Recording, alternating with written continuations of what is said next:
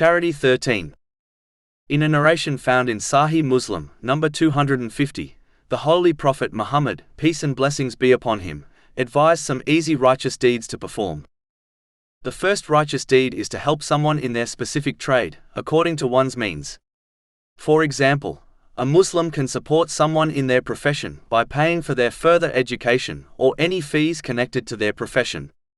Helping in this way is in fact a great way of supporting an entire family, as helping a person who earns to support their family is indirectly supporting the family, even though it is far cheaper and easier than actually supporting the entire family.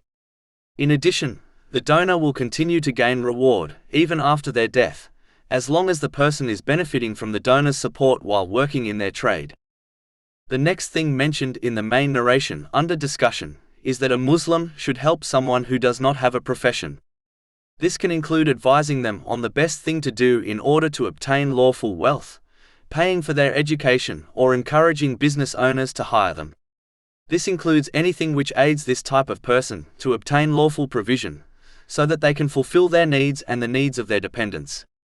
This is an important good deed, as the one who does not have a lawful occupation is more likely to seek wealth through unlawful means, such as crimes.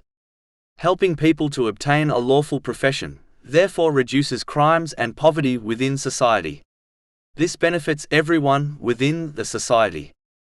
The final thing mentioned in the main narration under discussion, which all Muslims are capable of doing, is keeping their harm away from others, as this is an act of charity to oneself, as it saves them from punishment.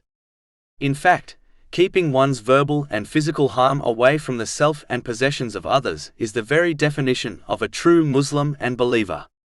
This is confirmed in a narration found in Sunan and Nasai, number 4998. It includes treating others in the same way one desires others to treat them. Simply put, the one who leaves others in peace will be granted peace and reward. The Muslim who adds to this behavior by benefiting others according to their means, even if it is only a good word of encouragement, will gain reward on top of reward, and this leads to success in both worlds.